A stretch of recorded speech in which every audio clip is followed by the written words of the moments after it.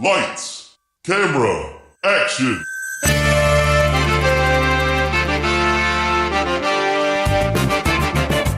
When a script is written that is so bad, no one will film it.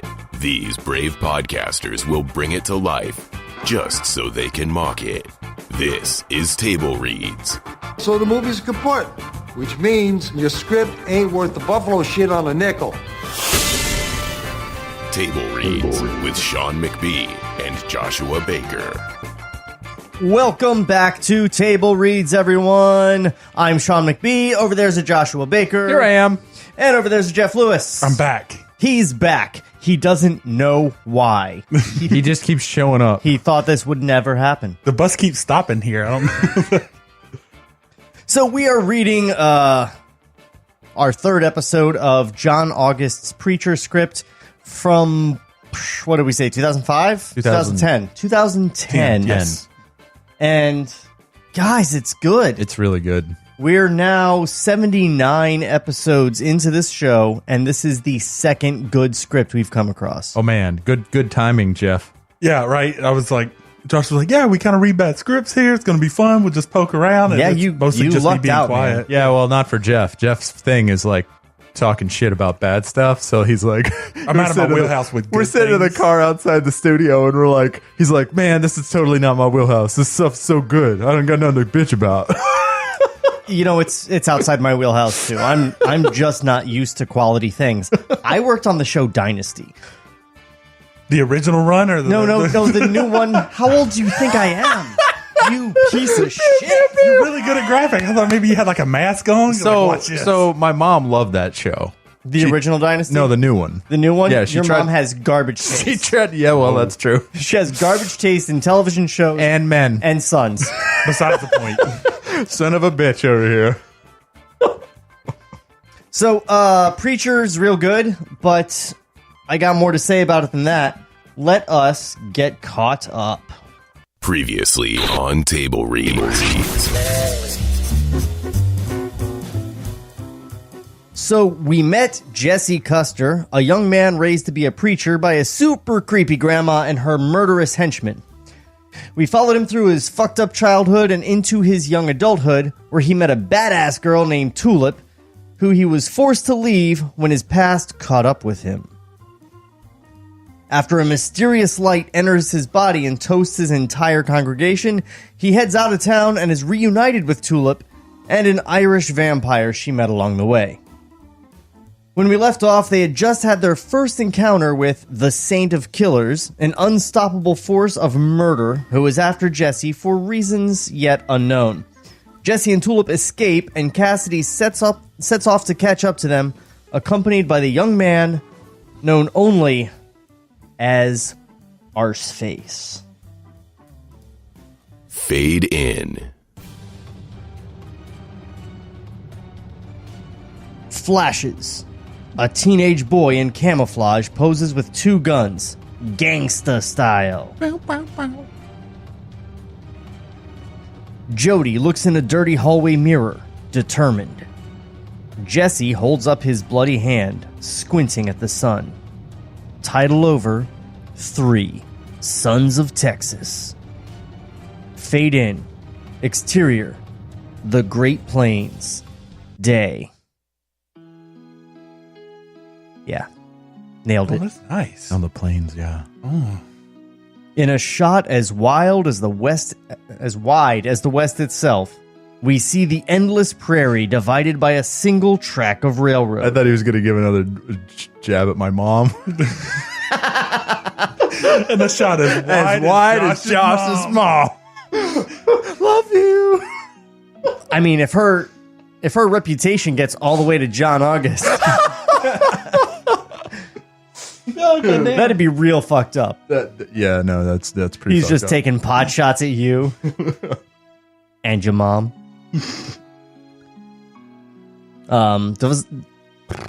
We see the endless prairie divided by a single track of railroad. Beside it, 2 men climb off their horses. Close on the rail, Jesse puts his ear to iron, listening for the train. I can hear it. It's coming. Can't tell from where. Tracks only go two ways. The cowboy stands beside him, points along the rails to the east and west. Wait a second. So his imaginary John Wayne has his own horse? If he's imaginary, he could just manifest a horse. I guess he has an imaginary horse. What's he going to do? Imaginary walk everywhere? Just like he's going to imaginary mosey everywhere, Jeff. Yeah, get it right. Jesse's imagination's just super limited. He's like, he's on a horse. I can't deal with this. He's never really seen horses, so he's in a car. He drives up in a pickup truck. Stop bitching. It's a Mustang, though. Oh, the plot thickens. He just goes, and it runs up to him. The cowboy stands beside him, points along the rails to the east and the west. Where you come from, and where you going? Jesse stands, looking east, marveling at Sean's terrible John Wayne impersonation. Where the rails disappear at the horizon, we can just make out a farm. I'm never going back there. He turns to face the cowboy. Why would I? Because if you're not careful, the past can sneak up on you. The cowboy nods his head. Jesse looks back to see a locomotive bearing down on him. Completely inappropriate music. No, that's perfect. It's a jazz train. The whistle and engine are deafening. As it hits him, cut to interior-exterior pickup truck, day. Jesse wakens with a jolt, disoriented. Just beyond a thin patch of trees, a freight train roars past. Only when the clack, clack, clack of the last car fades does Jesse realize he's not dreaming anymore. He's sitting in the passenger seat. By the kink in his neck, he's evidently been asleep for hours. He opens the door to find Tulip sitting against the truck, finding some shade while she reads well-worn Louis L'Amour paperback. You okay? Yeah. She stands up, hands him a water bottle. He didn't realize how thirsty he was. Where are we? About 5 miles out of St. Anne's. Figured it was better to get off the roads. The guy you were with. Cassidy. He went his own way. He punched through a wall. Yeah. She's not exactly sure how to explain it. Whether to explain it. Are you and him... Were you... God, no. But he saved my life. I'd be dead without him. And I like him already. She fixes his hair, kisses him. He stops her. I can't. Something's got in me. Something bad. I saw. I was there. I need to know what it is. The place I grew up, the people there, they did this. What do you mean? They put me in that church like they knew what was going to happen. There's answers. They'll have them. Let's go ask. You know what that reminds me of? My favorite moment in Lethal Weapon 4? Jet Li. I know, I have a favorite moment in Lethal Weapon 4. It's weird. But Jet Li kicks the shit out of Riggs and Murtaugh, and they're hobbling away, supporting each other. Like, we're getting too old for this shit. And then Riggs goes, one thing though, you see the way he definitely took my gun apart with one hand? I mean, how'd he do that, right? And Murtaugh goes, all right, let's go ask him. I remember that. That was the best part of that one. Yeah. And this has been my Lethal Weapon aside for this episode of podcast. Dude, you absolutely need a bumper for like your comparisons to other movies. Like, let people know, like, boom. Yes, please do that, Josh. Sorry. Thank you. It's a microphone. It points at your mouth. You need to be like right up on it too, bro. Oh, Yeah, like get up all in it. Yeah. I got a personal space thing. Okay, my go. Well, a beautiful woman normally uses that microphone, if that helps. Yeah, so That helps. You got the best microphone, actually. What's everybody doing? Just smell it. It's a good thing Kelly doesn't bother listening to this show.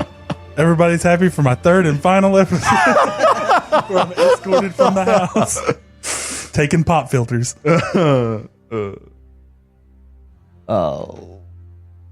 Where the fuck was I? Oh yeah, then let's go ask. Yeah. It's not safe. Then you're gonna need me. I'm a damn good shot. So where are we headed? Jesse knows he'll never win this argument. East. Salvation. It's a long drive. Saddle up. I feel like I do a pretty good Ruth Negga It's actually impersonation. really good. It's good. Thanks. Yeah. It's flawless. The accent kind of comes and goes. Like with what she's saying, how serious she's going. I think you're crushing it right Once now. you see Preacher, man, like, so since the first 2 episodes, since we put those in the can, Yeah. I went and watched the first season and a few episodes of the second season. And man, it is. Sean sold me on it. You guys watch that shit. I actively tried to not watch it because I kind of want to be that third guy that y'all get to bounce the stuff off of, where I'm like, is this part of this? Like, y'all are my Sherpas. No, that's up the usually mountain of Preacher. my role. You can take that role now. I did it. Yay! I chose a piece of media. Oh, traveling music. Some good traveling music lets us begin a series of scenes taking us across half of Texas. Interior pickup, exterior Texas highway. Day. This is not good traveling music. I don't know that I have any good traveling music. Go back Let's to try the this. sexy. Dun, dun, range dun, music. dun, dun, dun, dun. Here we go. Bonanza. This is our good traveling music. Oh, this one's called A Ride Through the Forest. No, that's terrible. That's some final boss music. Here we go. This is our traveling music. We're traveling through the Sting, apparently. I really have to watch this show. Jesse is at the wheel. It feels good to be back in the driver's seat, even if he's not quite sure where this road is taking him. Music continues. Exterior, motel, day. Coroners load bodies into bags. It's hot. This is the perfect music for that. This is some body loading music right here. What wacky Morty shenanigans Body are loading happening? music. This is like Preacher's Woolly World, you know? Get like a Yoshi spinoff. It's hot and dusty. The flies are starting to become a nuisance. We catch up with the new FBI division chief as he walks with a forensic tech toward the motel office. You have 18 bodies and not one bullet. You know what? No, I want you to be the forensic tech. Because Does he die? That's kind of my thing.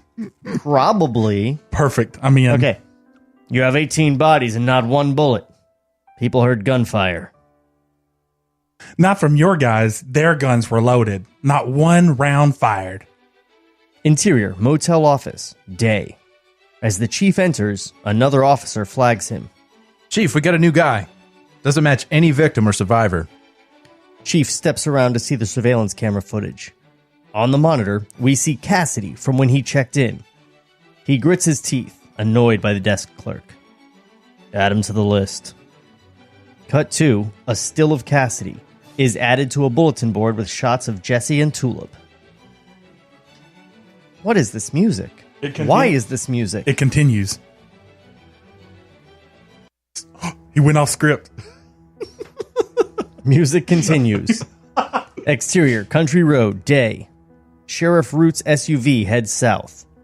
Interior, Sheriff Roots SUV / country road, day. Arseface is at the wheel, trying to figure out where he is on a fold-out map. Looking over the seat, we see a blanket... Wait, did Sheriff Root die in the last episode? Yeah, he got like sniped and his head exploded and stuff like Oh, that. man, it's too bad he didn't die the same way he did in the comics.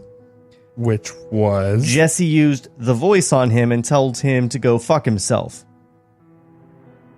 And he did. Did his head still explode? How far did they deviate? His head did not explode. Shit. He just ripped off his own penis and shoved it inside himself. Oh no, that didn't kill him. He killed himself because he had ripped off his dick and shoved it inside himself. Wu-Tang Clan ain't nothing to fuck with.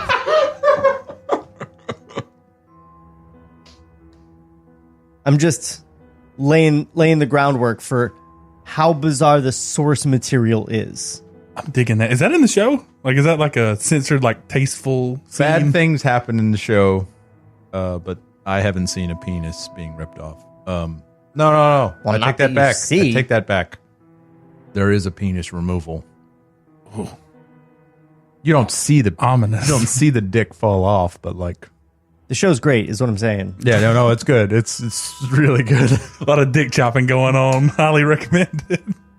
That's like the whole point of an entire episode. I mean, it's got a really great Rotten Dicks rating. Oh my God, that's how I start doing my Yelp reviews. I'm like, no dicks for chop. Pass on this one. 2 out of 3 rotten dicks. Wouldn't do it again. This one has a fresh dick rating.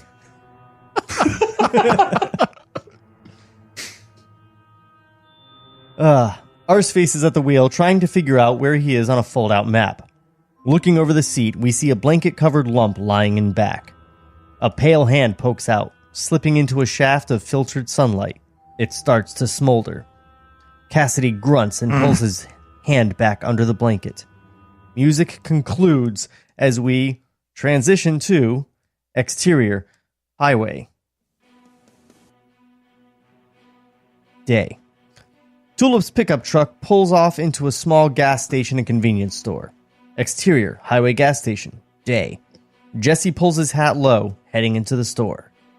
Interior gas station bathroom. Day. Jesse washes his hands, runs some water through his hair, looks at himself in the scratched mirror. The door swings open behind him. A burly man in a bolo tie enters, catches Jesse's eye in the mirror. A beat. Excuse me? Jesse tenses, certain he's been identified. Gotta wash my hooks. He means his hands. Jesse steps aside, letting him use the sink. Exterior highway gas station. Day. Tulip finishes... I need to wash my hooks? Gotta wash my Who hooks. talks like that? The guy on the racetrack on the way here. It's true. Can I have 2 Slurpees? Oh, got enough hooks for that. Tulip finishes putting gas in the truck. We hear a wind chime, nothing particularly distinct over the road noise. Excuse me, miss. Tulip looks up to see DeBlanc. He's wearing the same vintage suit and fedora we saw earlier when he met young Jesse. He hasn't aged.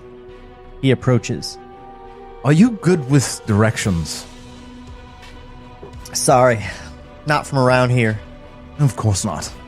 You're from Bar Harbor. Your father Jake was a hunter, taught you how to shoot. Tulip tenses, takes a quick look around. They're evidently alone. No police, no SWAT team. She mentally calculates how fast she could get her gun. What do you want? It is imperative that Jesse Custer live. I'll make sure that happens. Then you are good with directions. Keep Jesse Custer out of sight and away from danger. Keep him quiet and calm. Why are you telling me this? Why not Jesse? Because Jesse Custer does not trust authority. Because he trusts you. That is by design. DeBlanc turns and starts to walk away. You don't get to say cryptic shit and walk away. What a character trait. DeBlanc doesn't stop. She pursues him, grabbing his shoulder. Her hand goes right through him, leaving a trail of tiny points of light. The fireflies we've seen. He's not physically there, but rather some kind of projection. She takes a step back, reeling. The night you met Jesse Custard, you got a phone call to meet your friend at a bar, but later she said she never called you. So who did you speak with on the phone, Miss O'Hare? Why did you decide to come to Texas in the first place? You are here because we led you here, just as we brought you to the Irishman. We all serve a greater plan. We must protect Jesse Custer. Protect him from what? Temptation, arrogance. He cannot control these powers. If he were to be corrupted. A voice from behind Tulip. Good news. They had your chips. Tulip turns to see Jesse walking back from the store with a bag of junk food. Barbecue with ridges, right? Ridges are the most delicious part of the chip. Tulip turns back to DeBlanc. He's still there, though Jesse doesn't seem to see or hear him. Right. If you tell him of this conversation, he won't trust you. He must trust you. unsure why she's hesitating. You want me to drive? No, I'm good. A wider shot reveals DeBlanc has disappeared. Transition to interior truck, exterior highway, day, driving. Tulip has the wheel, grateful for the distraction of driving. Jesse smudges the orange barbecue seasoning on his fingertips. What if I'm evil? What if this thing inside me is the devil? Or the Antichrist? You're not the Antichrist. But would you know if you were?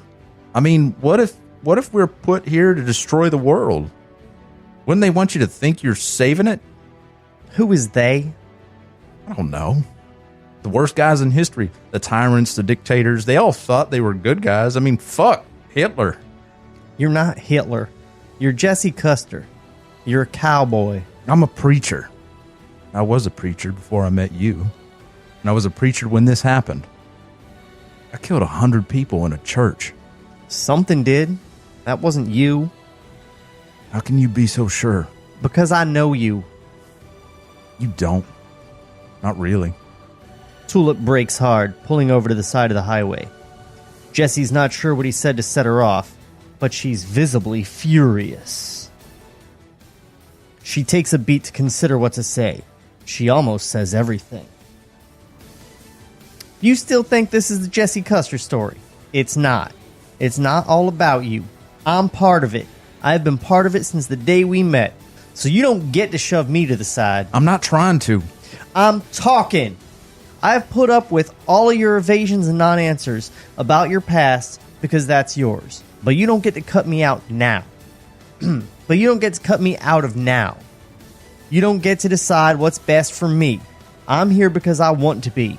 Because whatever's happening to you, I'm going to fix it or I'm going to die trying. These are my terms. So you can either accept them or you can get the fuck out of my truck. A long beat. I accept your proposal. Thank you. With a half smile, Tulip pulls back onto the highway. A series of glances and small movements. They're both stirred up and, frankly, horny. Finally. Do you want to... We should get there, though, right? Right. Another smile. Their resolve may not last. Another interior sheriff's SUV, exterior fast food parking lot, day. Arseface hands a bag of food back to Cassidy, who pulls it beneath his blanket. You tell him I'm a blooditarian. no real thing. Under the blanket, Cassidy inspects one of his hamburgers. It's not what he wanted, but fuck it. He's hungry. Intercut Arseface. He got himself a chocolate shake. Given his deformities, he's a messy eater. Yeah? Where we going? To find Tulip. We gotta get her before the Saint of Killers does. Well, how we go for her? I know a guy who's got a guy. Magic Man. Could find a tic-tac in an avalanche. We get to him, he can take us right to her. So you go home? Tulip? Nah. He stops to really think about it. Why is he doing this exactly? Arseface, you ever played Donkey Kong? Sure. I got a thing about the princess. Exterior. Pizza place on Canal Street, New York, night. 1981. Cassidy, the same age but even more punk rock, eyes a stand-up Donkey Kong arcade game with contempt, which becomes reluctant curiosity. He drops a quarter in, starts playing. So you're this plumber, right? And she's a princess. They don't belong together. She should have a prince, and she should have, what, like a washerwoman or something? But then this ape comes and takes her, and he's got to save her. This is a voiceover, by the way. In a series of shots, we see Cassidy playing the game all night for 3 weeks. He scares off kids who want to play. He's going to finish this. He'll die 100 times. 1,000 times. Doesn't matter. Wait. Let me correct you on that. It's thousand. It's thousands. Thousand. For sure, yeah. He'll die 100 times. 1,000 times. Doesn't matter. He's got a mission. He finally fucking feels something. And it should be fucking. Fucking. He finally fucking feels something. There you go. Oh, I can smell the blarney on that shit. Hey, Lucky Charms.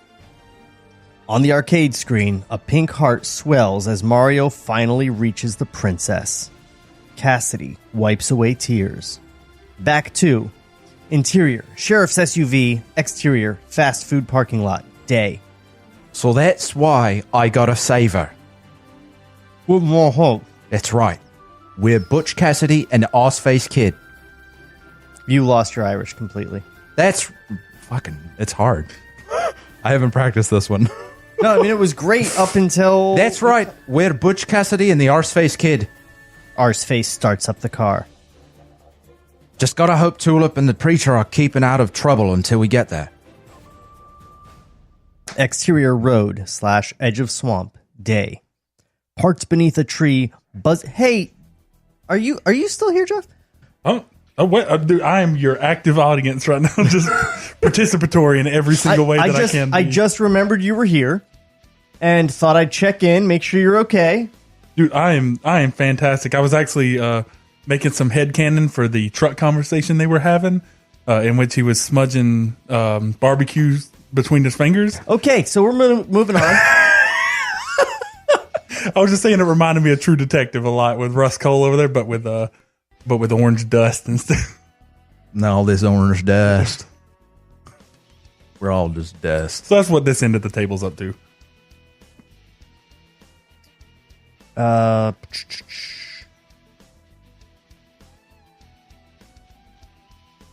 Parked beneath a tree buzzing with insect life, Tulip unlocks a gun box in the back of the truck. Jesse, unbuttoning his shirt, is surprised by the arsenal she's carrying. Some guys would be intimidated by this. She picks a gun for him, demonstrates. Clip. Safety. I point the hole at the thing I want to die, right? She shuts the case. You sure about this? No. Honesty is why you love me. Exterior swamp, day. Jesse leads Tulip down the twisting paths. It's the same area seen earlier in the story when young Jesse was hiding from TC and Jody. The birds and insects feel particularly oppressive. Tulip pushes back her sweaty hair as Jesse stops for a moment, evidently trying to remember which fork will take him to the farm. He looks at the bark of one tree, expecting to find something. He has to look higher. The tree is grown. Finds initials. JC. You were a little tagger. Those are my father's initials. John Custer. I cut it after they killed him. He doesn't have a tombstone or anything. A beat. Tulip checks his eyes. You're serious? You never went to the police? Never came back to... I never came back. I swore I wouldn't. Now, I'm here. He keeps walking. Tulip gives him a little space, staying back a bit. Exterior, the farm, day. That's better. Jesse and Tulip come upon the farm from... bleh. Sorry. Jesse and Tulip come upon the farm from the edge of the swamp. Everything is in considerably worse shape than when we left it. Rusted metal, broken fences, and weeds choking the fields. The swamp seems determined to take it back, and no one's fighting. Jesse and Tulip make their way across the yard to the barn, where one of the walls has started to collapse. Peering inside. Interior, barn, day. Jesse spots a familiar pickup. Someone's here. That's Jody's truck. A pop and a whistle. Jesse's eyes go wide. He screams in pain.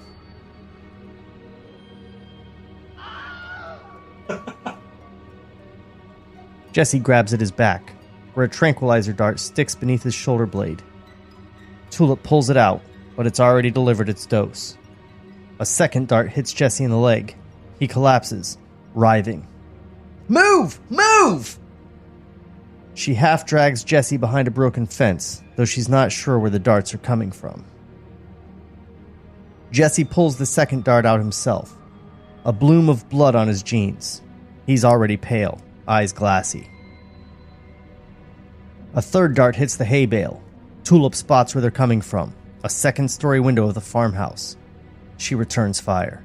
Can you walk? Jesse nods, though he's not convinced he can. Interior, farmhouse bedroom, day. Jody ducks down, reloading darts into the air rifle. Bullets shatter the upper window. He tries to retake his perch, but Tulip is right on him. True to her word, she's a damn good shot. Exterior, farm, day. Jesse's POV. Everything is intense and blurry, both too fast and too slow. Each of Tulip's gunshots booms like a cannon. Close on his lips.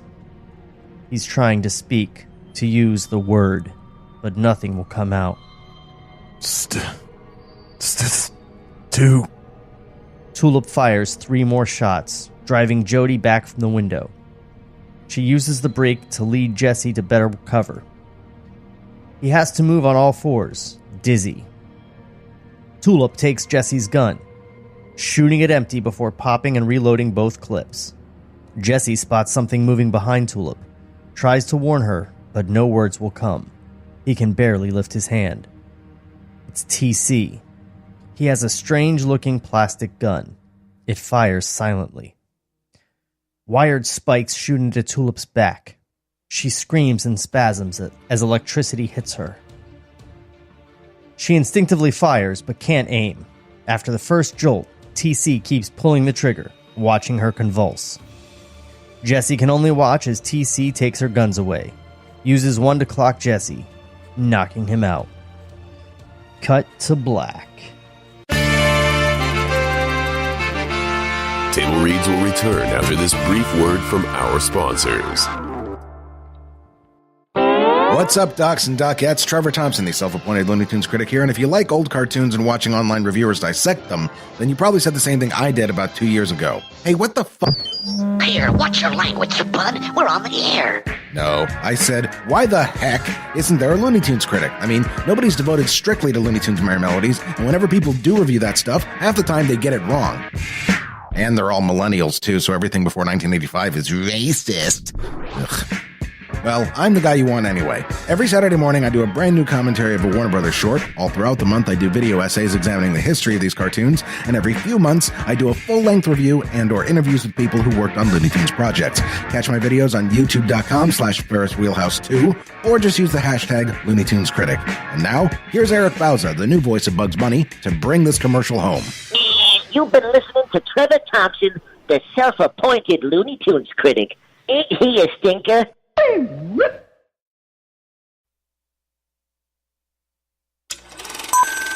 Lights, camera, action. So the movie's kaput, which means your script ain't worth the buffalo shit on a nickel. Now, back to Table Reads. So what are you guys thinking so far this episode? Not you. You've got nothing to say. Like all episode, pretty much. Yeah, why would I chime in now? Y'all tell me what you think about the episode. You're reading to me. It's fully immersive. It's like a listener to Audible book. Right. I mean, you're just here for the racism. That's really my wheelhouse. That's my niche work. I do that, and I do spoiler alerts for characters who die. Like, I feel like you've pre-read it, and you're like, hey, the guest, he does the disposable characters in case he doesn't show up. So it's like I don't know why you're not wearing a red shirt. That's what I just red-shirted everybody. Like, for instance, guy died after one quote. Did he? Well, I mean, he only had a line, but like, existed okay, anymore. all right. I didn't think he died. Like, I must have missed that. We're getting through this pretty fast, too. We are on page 71 of the script, on only halfway through episode 3. We don't got a lot of shit to talk. There's not a lot of interruption, right? Yeah. When we're really mocking a script, then that's where all that comes in. And we've taken as many as 8 episodes to get through a 2-hour script. We could, we could like try to take it apart more if you want. Like, oh wow, that's not good, or like, but I don't know. Except it's wonderful. Yeah, it's so good. Yeah, it follows. The shots are good. Like, makes sense. Like, there's some maybe character moments that you're like, when they were arguing in the truck, I didn't really read horny. Like it told You me would at the end that they were. So if you saw the characters that they or the actors that they picked for the show, you would totally see it. It makes perfect sense. I need y'all to really start reading it to me like this. Like I'm not feeling it. Maybe that's what it is. Like y'all are talking, but I don't really feel like y'all are trying to like. So we gotta like touch on ourselves and shit. A little eye contact for the Sean. visual audience here of one. That's it.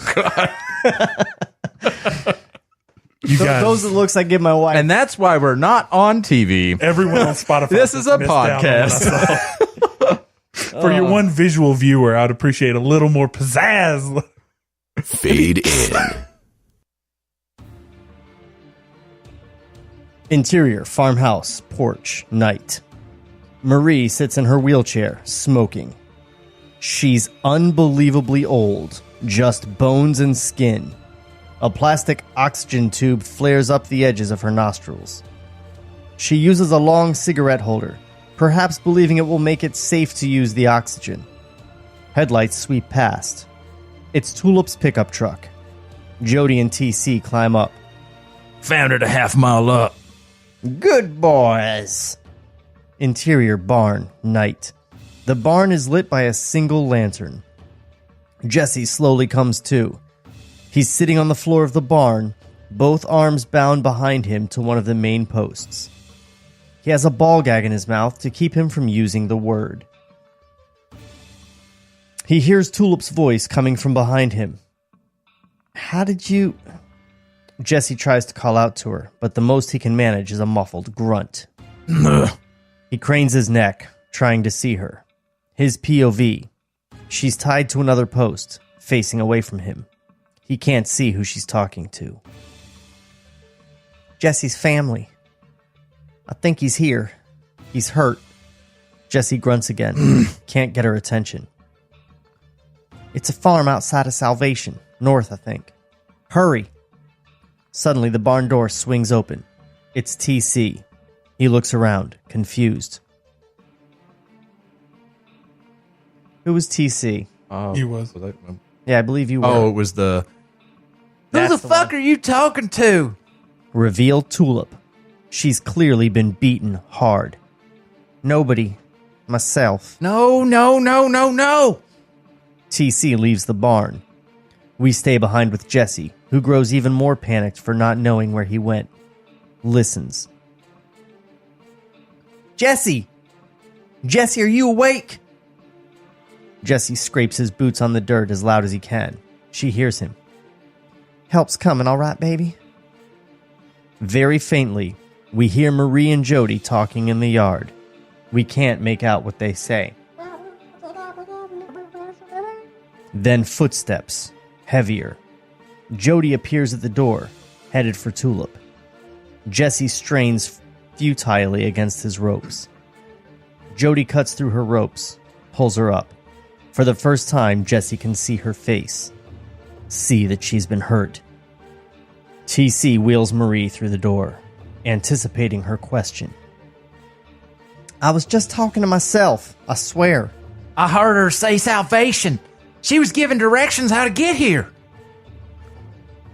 What did you tell her about us? To Jesse. Marie has to take I gotta read it differently. Marie has to take mid-sentence pauses to catch her breath, so I'm gonna go back. Do it. What did you tell her about us? Nothing. I didn't ask. What kind of woman doesn't ask about a man's family? A whore! A whore. If you'd asked, you'd know. We got rules here. You tell the truth, or you face consequences. Marie nods to Jody. He pulls his gun from the holster, aims it at her head. Jesse bucks so hard he nearly dislocates his shoulder, but he can't break free. So what's it gonna be? Who were you talking to? Tulip knows she's doomed either way. Jesse, I love you. I will always love you. Marie waves her hand. Jody fires. The bullet blows through Tulip's head. Blood sprays on the lantern. Jesse screams into the gap, bucking and kicking like an ox.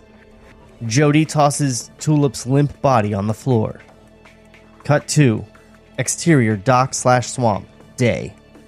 Marie leans into frame. Smiles. That whore can never make you happy, Jesse. Remember your lessons. Happiness comes through righteousness. And the righteous must suffer. Reverse to find Jesse. His hands are bound to his chest. The ball gag is still in his mouth. TC and Jody grab Jesse, lifting him into the coffin. No one's gonna find you, Jesse. You're safe with us. Jesse fights and kicks. There's no way he'll get free, but there's also no way they'll get him in. Jody leans on Jesse's chest, covering his mouth and nose with his giant hands. Jesse flails, desperate for a breath. He finally relents, going limp. Quick shots, the lid shuts, latches snap. Weighed down by cinder blocks, the coffin sinks into the murky water. 2 air tubes snaking up to the surface. Transition to engine noises, gravel. Huh? Kennedy? We're here. Interior, sheriff's SUV, exterior dirt road, dusk, driving. Cassidy pokes a hand out from under his blanket, trying to gauge the light. It's evidently close enough tonight that he won't burst into flames. He sits up in the back seat, the blanket wrapped around him like a shawl. Keeps his eyes closed until he finds his sunglasses. Through the windshield, we can see at least 20 cars and trucks parked along the side of the road. Arseface slows way down so as not to hit the drunken bikers spilling over from a tailgater. What are we? Boot Hill. It's where the Saint of Killers is buried. They pass a collection of dangerous-looking men walking along the side of the road. Everyone is headed one way. It's like a distant parking for a backwoods festival. As they pass, the SUV gets a noticeable reaction. It's not positive. Oh, done. The faithful. Killers and psychopaths, every one of them. With the Saint up walking, this place is a mecca. What the wall? A front row seat to the end of the world. Arseface stops the truck. Up ahead, a burning car blocks the road. It's a state trooper vehicle. Its red and blues somehow still going. The body of the dead troopers are also aflame.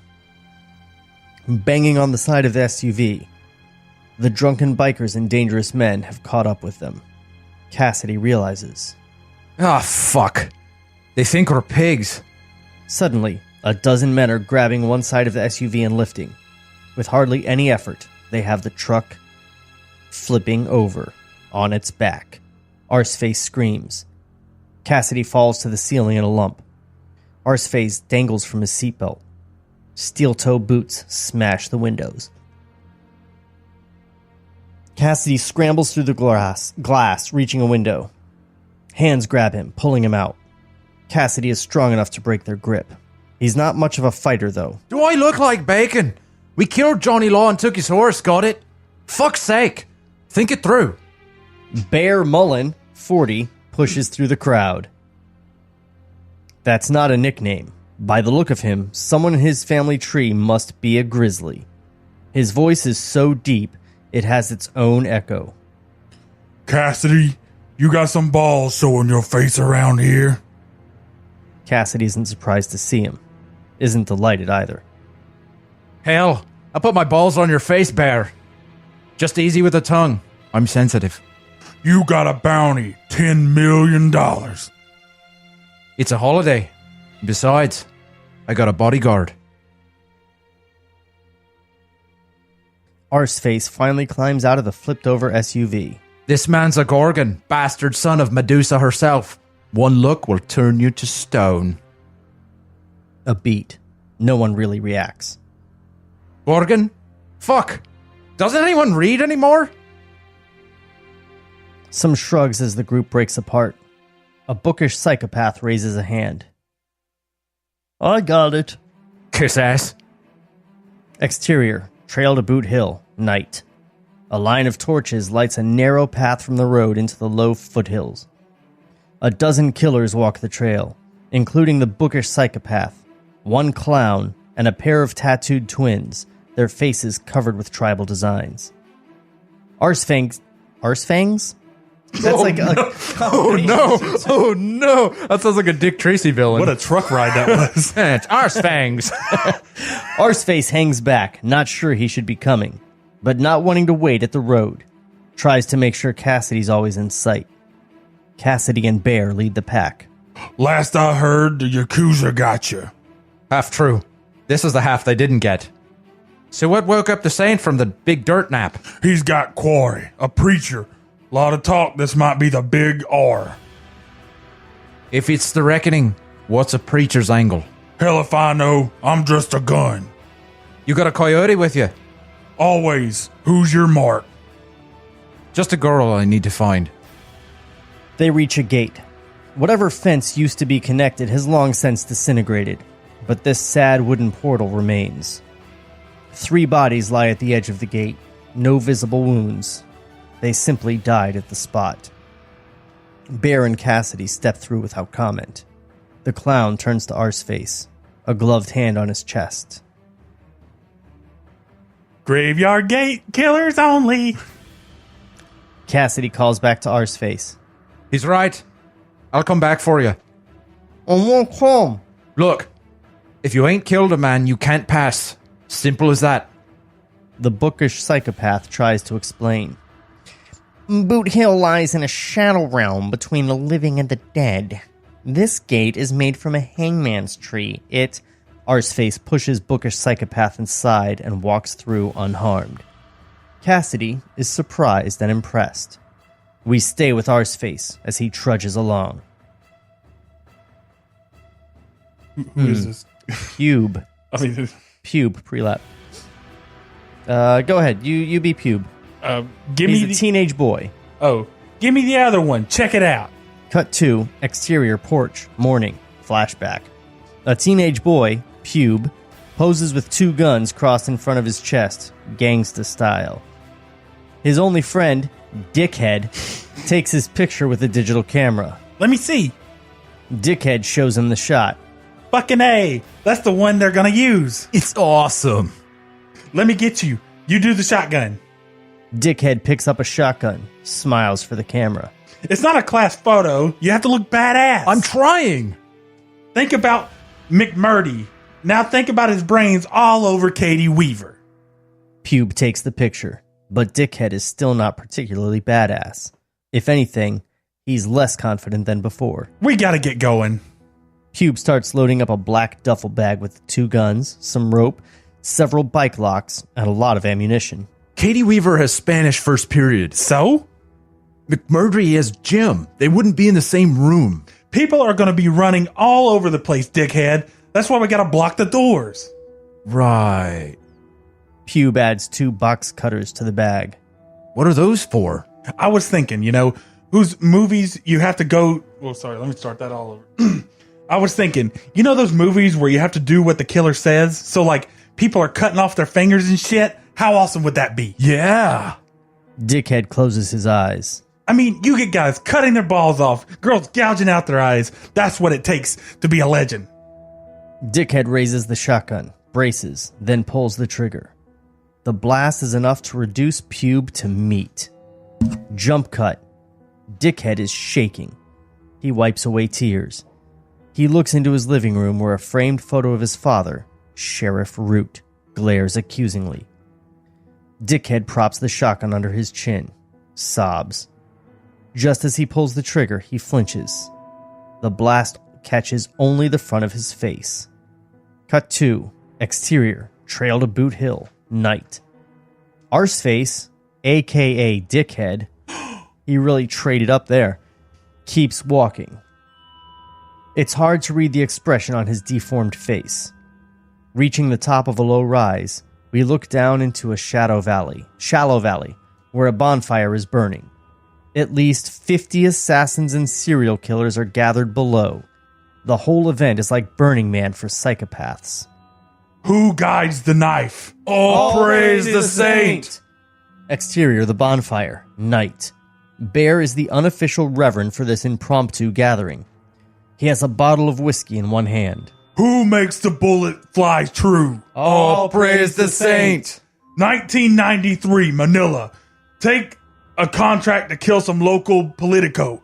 Ending a firefight. 6 men on me and I'm out of bullets. So I say a prayer. Saint of killers, I say. Fill my clip and I will empty it in your name. I will steal life. I will extinguish hope and I feel a chill. Some nods in the crowd. The tattooed twins share a look, remembering their own experience. The gun in my hand grows frosty and I know my prayer has been heard. Cassidy spots a strange man at the edge of the crowd, hunched, cowering, as if afraid to approach the fire. Leans over to Arseface. Sit tight and look pretty. I gotta have a conversation. Arseface nods, nonchalant. Who answers the call to kill? All praise the saint! Cassidy makes his way to the squatting man. Coyote. With his grubby face and tattered clothes. He looks to be a standard-issue crazy homeless guy. But there's something unsettling about his eyes. They're too big. Set too close on his face. Predatory. Bear says you're the man to see. I need to take a long walk. Coyote rubs his fingers together, indicating money. He then puts them to his mouth. Food. Cassidy knows what he wants. You see the kid with the sour face? Points to Arseface. Give me the walk, and you can have him. Coyote looks at Arseface, considers, then nods. Half stands as he turns, leading Cassidy off into the night. Exterior, foothills, night. Celebratory gunshots ring throughout the canyon as we come upon Cassidy and Coyote. We can see the bonfire far in the distance. Coyote smears ash on Cassidy's eyelids. I see her in my head, right? That's how you find her. Not acknowledging the question, Coyote places a wriggling insect on Cassidy's tongue. The Irishman reluctantly swallows. Cassidy holds a tube that looks like a native instrument. Some kind of flute or recorder. It's made of bone. Something inside it is burning. Coyote sits facing him, moves his fingers to cover the right holes, nods. Cassidy puts his lip to the instrument and inhales. As smoke rises through it, it plays an unsettling chord, like an otherworldly bagpipe. His lungs full, he closes his eyes. Quick cuts. Tulip, backlit, peers into the box with Cassidy's head. Tulip drives the pickup, looking over at Cassidy with a smile. Back 2, exterior, foothills, night. Cassidy smiles, nods. Coyote scoops up a handful of sandy dirt. As Cassidy exhales the smoke, Coyote sucks it in. It's not a kiss, but it's uncomfortably intimate. Coyote presses his forehead against Cassidy's.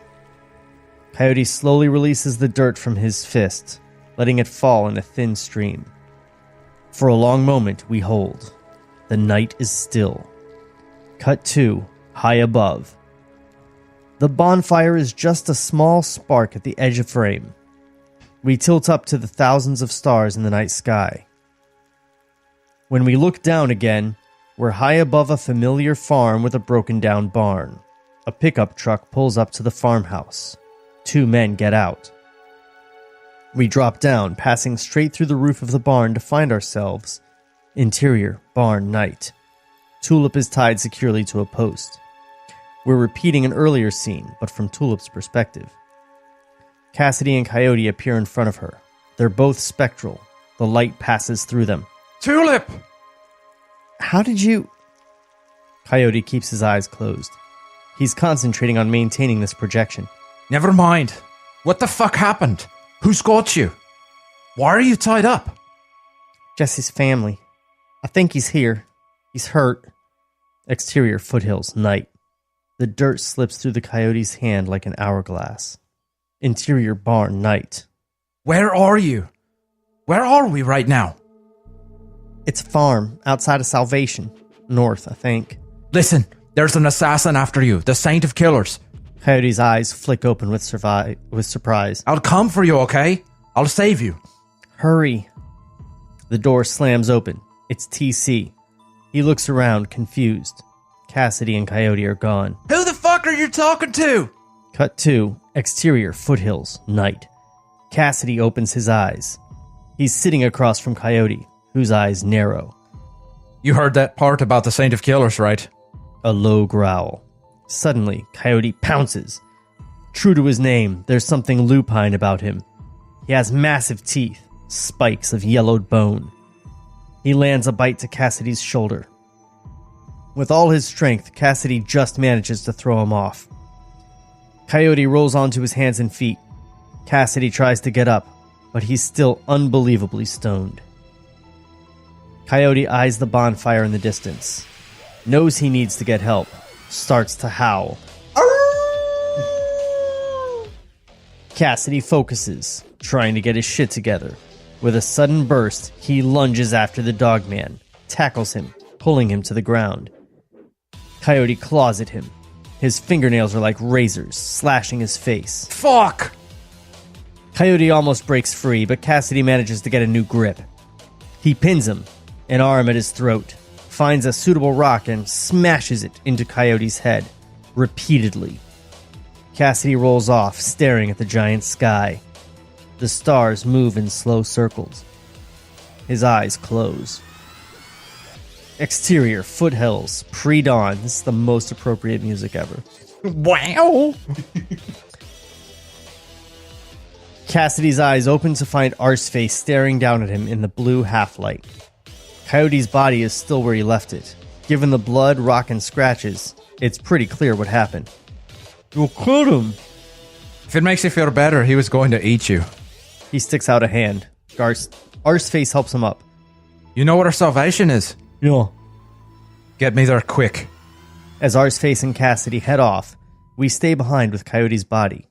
Suddenly, it spasms. His broken head struggles to lift. His fingers scratch at the dirt. Only as we come around do we realize he's actually writing letters. SALVATION.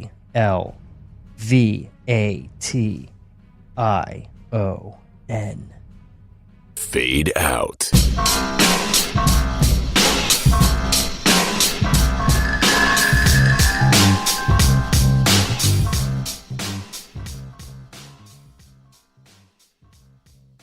So, I think it's continuing to be good, guys.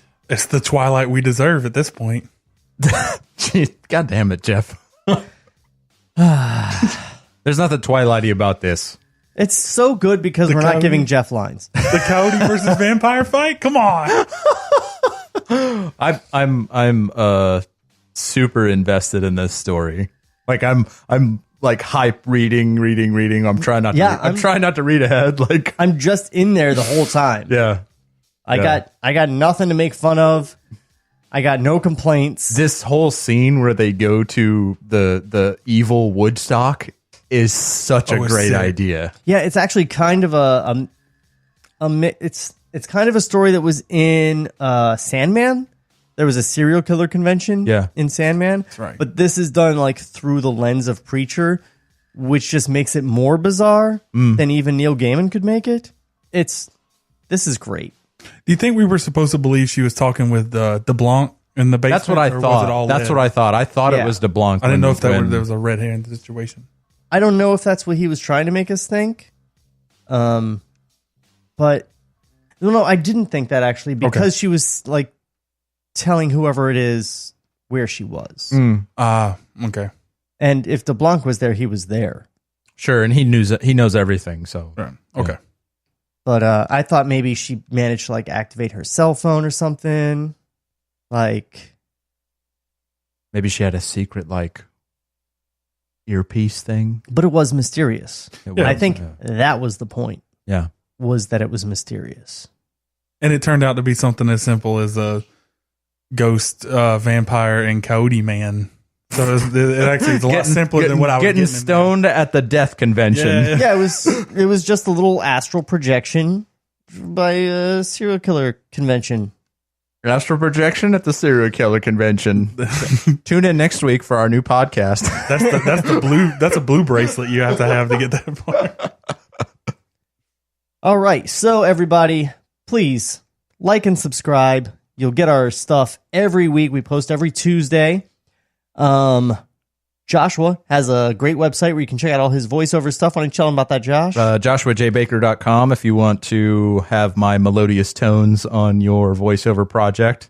Just go there. My email address is me@joshuajbaker.com. You can reach out to me for any sort of business deal or anything like that. Excellent. Kelly's not here, but you can check out her Instagram at xKiraKelly. Yeah, a very, very awesome post yesterday for the Game of Thrones premiere. Yes. Her and Daenerys, yes? Yes. Her as Sansa? Sansa, yeah. She does season 7 excellent Sansa. Well, I guess when this airs, it won't be so. No. Like, Game of Thrones will be over by the time this airs. Wasn't that part sick? Oh my God, the part with the dragons and the thing? Oh. I didn't know it was going to end that way. You had anything to plug over there, Jeff? Not really. I've got about as much internet presence as I did in this episode. So, all right. So, check out. I forgot the name of that old podcast you guys used to do. Casual Filth. Casual Filth. That's right. All 5. Maybe I should just start plugging something useful. Like, all right, go check out your library. Just go check out your local library. Do something cool. Yeah. You know what you can find at your local library? Comic books.